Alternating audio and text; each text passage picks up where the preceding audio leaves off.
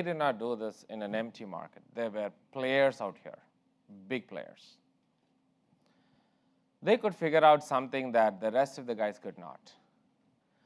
They took all the actions and divided them into two. One, that is best executed by machines, and second, that is best executed by humans. Example, taking left and right, they realized that it can be safely executed by machines, and they left that set alone, to just machines, saying, do not intervene, these machines will handle it. And the second set became a lot more enjoyable for the drivers. So they never, I don't think they even dreamt to keep the drivers on the back seat. Driver was always on the front seat, and they will be. Probably in another 10 years, you will still see them on the front seat. That is exactly what an autonomous system would do for cloud computing too. If you look at the management or operations of these cloud systems, with an autonomous system, it should exactly look like it. All the lefts and the rights, the scale-ups and the scale-downs, the restarts, the reboots, the replaces, all these should be executed by machines, decided, executed by machines. SREs or DevOps should never be called in to do those mundane tasks. The IQ task, the one that is super interesting, fun tasks, they should be executed by the DevOps or SREs.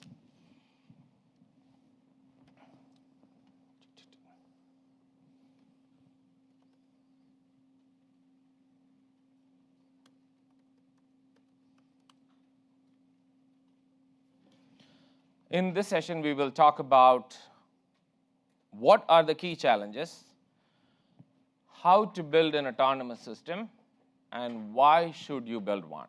Why do you need to build one?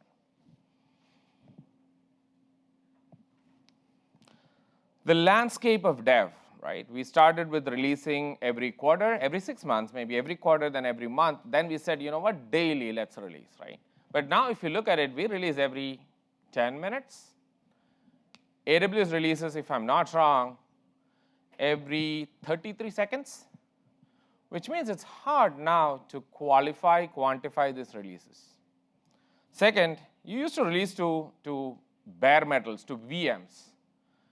You released containers, now you release almost to nothing. You release serverless functions. They decide where to go, Fargate, in their example. Now, if you look at this landscape, things have changed drastically. There is absolutely nothing hand-holding you to production. You go into production all by yourself. The only thing that is really figuring out that something is going into production is your management systems. That's it. People are not involved.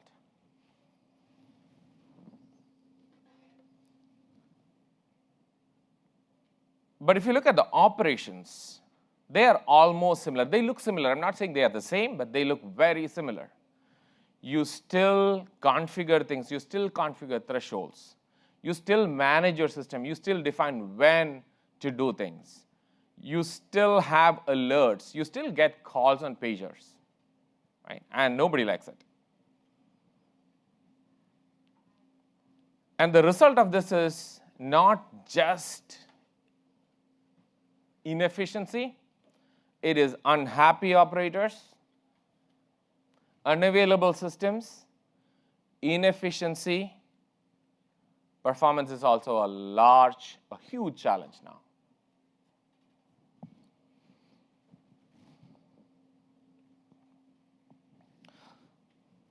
So it really depends. So there is something called tolerance level or tolerance limit, right? So if you look at all the mundane operations, the toil,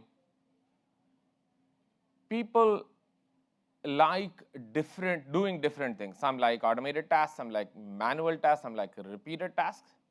They have different tolerance limit for toil, but everyone has a limit. Once it reaches, people just quit. Especially SREs, if you look at them, they always look for interesting work. SREs and DevOps, they can do a lot better than these restarts and scaling up and right-sizing and cleaning up. That should be done by something else, right? And Google SRE book says 50% of the tasks, even for Google SREs, is toil. And we all know nobody likes it. The other ramification of this toil is really wastage. Let's take an example. There is an application running on 5 machines. I do not know if I need 5 machines or 10 machines to run the application. But unfortunately, I have the responsibility to decide that. Which means if the application runs hot, if there's an issue during peak traffic, I will be called in for support. And I don't know what is the number. The only option for me then is to run LNP and figure out if that is a number. But LNP and production environment has a clear impedance mismatch. So I'm kind of helpless, but I have the responsibility. So what do? I go defensive. I say if it's 5, I'll probably give 8. Now, cumulatively, if people start sizing applications all manually and they take the responsibility, that cumulative wastage is now at 32% at best. So there is the effort to clean it up is going to be extremely hard. It's about reconfiguring it. It's about taking the manual effort out. So this is where you should transfer this responsibility to machines. And the root cause of the problem is still the numbers. Let's take an example of Kubernetes applications. Kubernetes is extremely good at managing an application, one of the finest operators. The biggest problem is the rules are still yours, meaning you have to decide what is the metric driver, what is the number, and what do I do when it crosses the number. Example, CPU is my metric, my number is 50%, and you have to scale up by 10, and you stop at 50. If you look at it, you configure everything. Everything is configured by you. Kubernetes just takes it and executes it. And configuration is the hardest thing here. If you look at it, that is the hardest part. So do you need 10 pods, all 5 gigs, or do you need 20 pods, all 2 gigs? Hard questions. Again, the option is to really configure VPA, HPA. The unfortunate reality is even VPA and HPA needs those numbers, those metrics, those numbers. So they don't figure that out. We all have to learn to rely on data, rely on AI, rely on machine learning, right? So what is the difference between an autonomous system and an automated system? They look very similar. I think one liner for an autonomous system is a system that can take the responsibility end to end. When Tesla runs into an accident, you see all the leadership coming up on stage saying, it's not us, it is a driver. Meaning, you had the potential for an accident and you did not cause it. If you have 5 button clicks and you do that execution with 1, it's automation, it's helping you, it is useful, it's super useful, but it is not autonomous. Autonomous is where you have smarts. The system can take the responsibility. It can be a buddy to your operators. It's not another screen where you have to go click. It is something that can see things, can see things even coming, figure out the action, when to take action, and take that action and learn from it. That is an autonomous system. The other one is a pure automated system.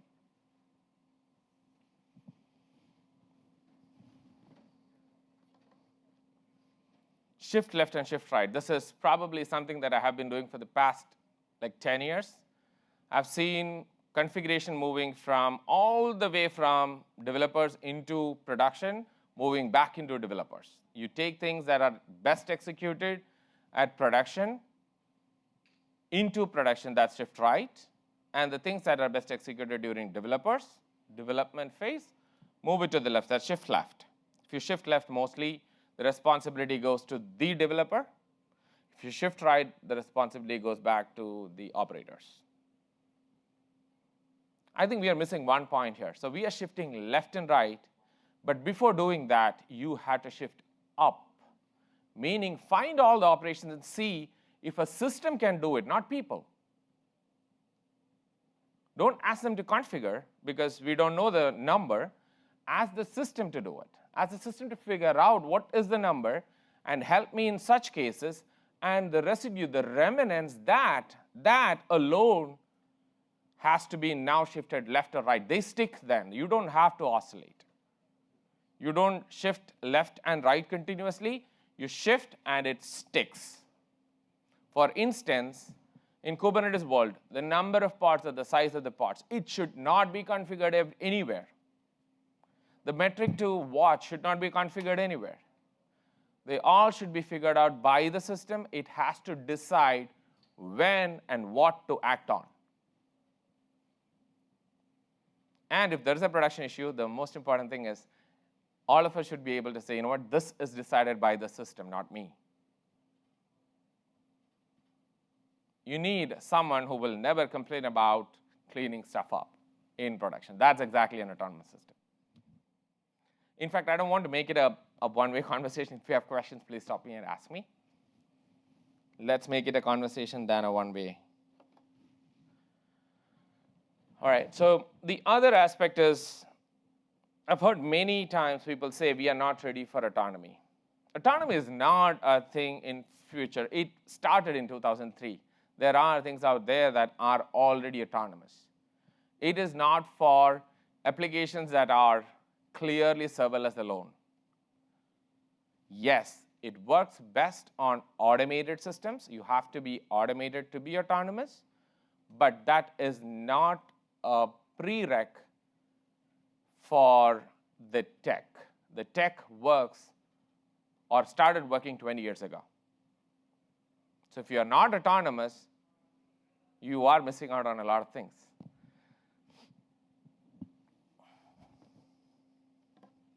Let's see the results of one of the most popular autonomous things. There is a recent study in the same household. If you have a Tesla and a non-Tesla, the same driver, the exact same driver, if he drives Tesla, he makes 65% less accidents than a non-Tesla. The same driver, the same time, the same schedule. The reason is autonomy really helps, and it can take safer decisions. Taking a left, of course, is a lot predictable, consistent if it is an autonomous system. But slowing down when you see a friend, or slowing down for coffee, or going to a birthday or to a party, that should be decided by you. That's a higher order task. That's a higher order decision. That's fun. But the lefts and the rights should be something else. That's exactly the autonomous system. If you look at the landscape of, or spectrum of autonomy in cars, I think they are close to 3. They are dreaming for 4, or aiming for 4. At 3, the key difference is you are required to override. In the sense, you cannot drive the car with the hands off. You need to be present. Meaning you still take the responsibility. You are making it safer with Tesla taking decisions, but with your kind of soft approval.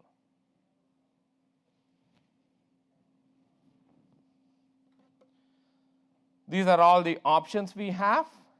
And most companies in cloud landscape operate at 1 and 2, which means you still are either clicking a lot of buttons, you are calling a lot of people at night, you are asking them to debug issues, do RCA, figure out what is the right thing to do, and at the end of it, there is a RCA report with someone's responsibility or some action items.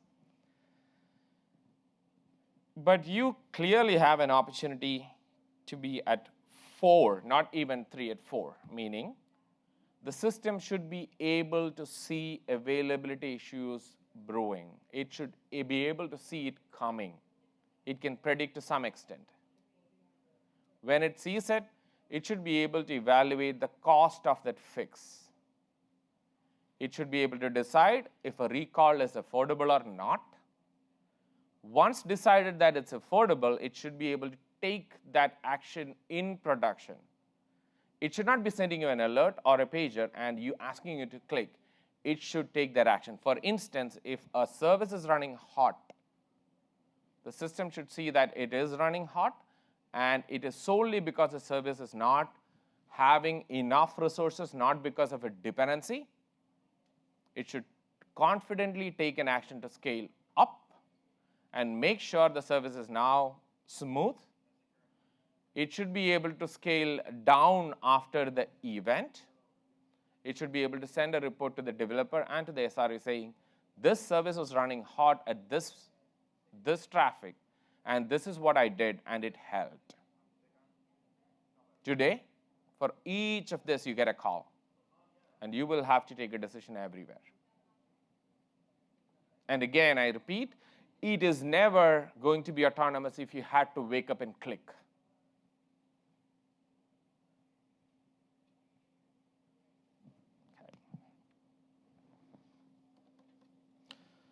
Now, SEDA is an autonomous system. That is exactly what we do. When we see a cluster, we look at ways to Kubernetes cluster. We look at ways to optimize. We look at ways to improve your performance. We look at your availability problems. A one-liner we always use is Kubernetes is happy when your cluster is happy. SEDA is happy when your customers are happy. That's a big difference. That's exactly what an SRE does. You translate customer into cluster happiness is what essentially a good operator does. The latency of an application is at 5. If you give a little more resources, it's going to go well, which means you have to make it clear to Kubernetes that the customer is unhappy when it is at 5.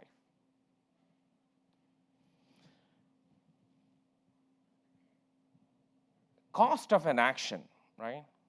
It's very interesting. So one, you have to evaluate if the action is, the problem is real. Second, you will have to make sure that you have an action at hand. Third, you will have to make sure this action can be executed at this time and will not cause another issue. Fourth, you execute. Fifth, probably an RCA report too. So there are 5 things. And in a semi-automated world, you will still have to spend a lot of time deciding on all these steps. That's why an autonomous system is in fact, a lot more efficient than a semi-automated system, because all these steps are decision making. They all take time. They all ask you for your approval, which means you have to really take the decision, put it in writing, and say, I decided.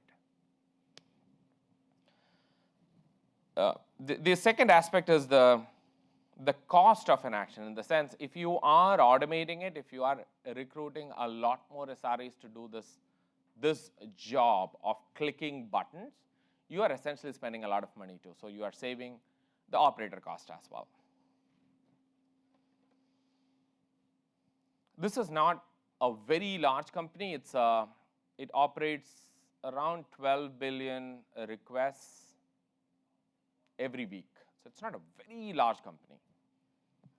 The system that we built could do 9,018 operations in a quarter without manual intervention. That's the key.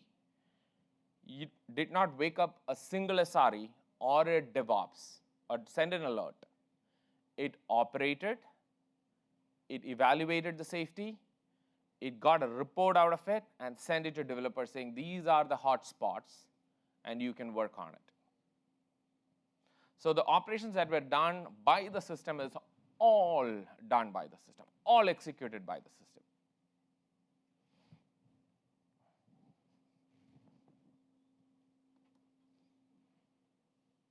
In one of the other customers, the total latency reduction was 48.4% in production.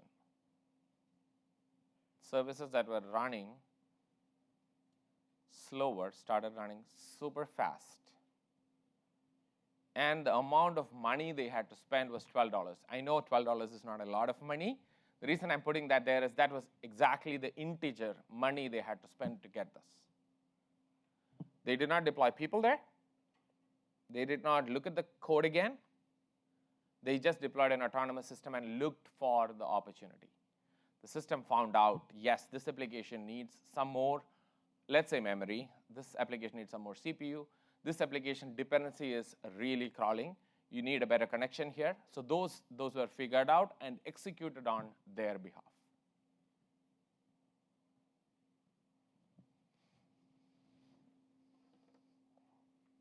This was a live in action event where the service was running at this latency, and after the optimization, the latency was there, and we grabbed the screenshot from one of the customers. So essentially, you will see a lot of happier customers when you have an autonomous system. And the best part is, if you have an autonomous system, you cannot be spending weeks onboarding. An autonomous system is all about learning all your data, all your existing data, using your current deployed agents to get all the data together, figuring out what is more important for the application. Is it going to be a CPU? Is CPU going to be the lead indicator or memory? Or is it going to be latency? Figuring out what is a lag indicator for you. Are you a synchronous application or an asynchronous application? Do you run better at this node or another node? Is your availability issue because of yourself or this database? And act on it. For doing any of this, it doesn't need another agent in there. It should be able to work with your current monitoring providers, meaning if you are using Datadog or CloudWatch or something similar, we pull the data from there. We don't deploy another agent to your system. So your perimeter stays as secure as it was before. Then we use your APIs to manage it, meaning your Lambda APIs or Kubernetes APIs to really resize things, or ECS. We support 3 technologies, ECS, Kubernetes, and Lambda. And when we see the results, we learn from those. We use that learning for other systems as well. And that is how we operate. So ideally, you will see the results in the first 2 weeks. That is non-autonomous. We're just telling you what we would have done if we were autonomous in your platform. This application would have been scaled up at this traffic. This application would have been scaled down. This would have been deleted. Or there would be IC2 availability issues and rolling reboot on these.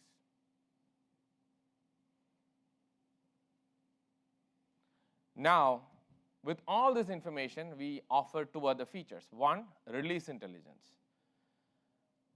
One area where developers find more issues coming is when they release their code and they want someone to say it's yay or nay. Typically, they use canaries. So that's one option. You can deploy a canary there and figure out if my release is doing well. Or you can use the model that you're using to learn.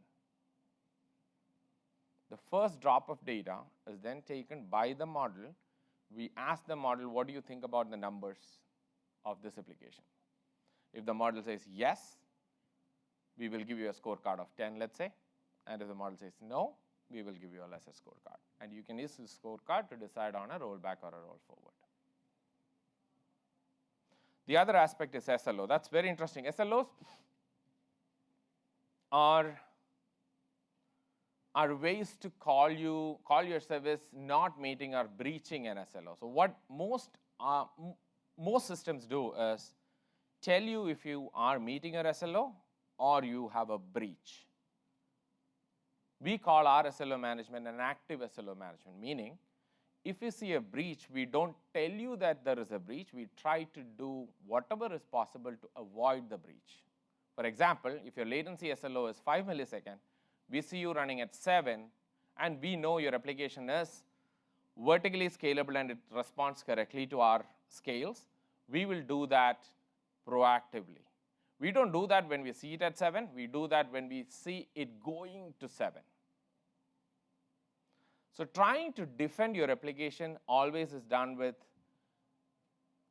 aggressive numbers. For instance, instead of 50% CPU, you do 30% CPU, which means you end up wasting. Here, we try to see if you are going to a 7 millisecond.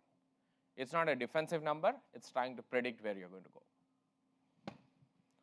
Perfect. So we are right here in the booth. If you are buying an autonomous system, or if you want to build one, we will support you the same way. So we are not just here to sell an autonomous system. If you want to build one, we will be more than happy to support you. Come talk to us about autonomous systems.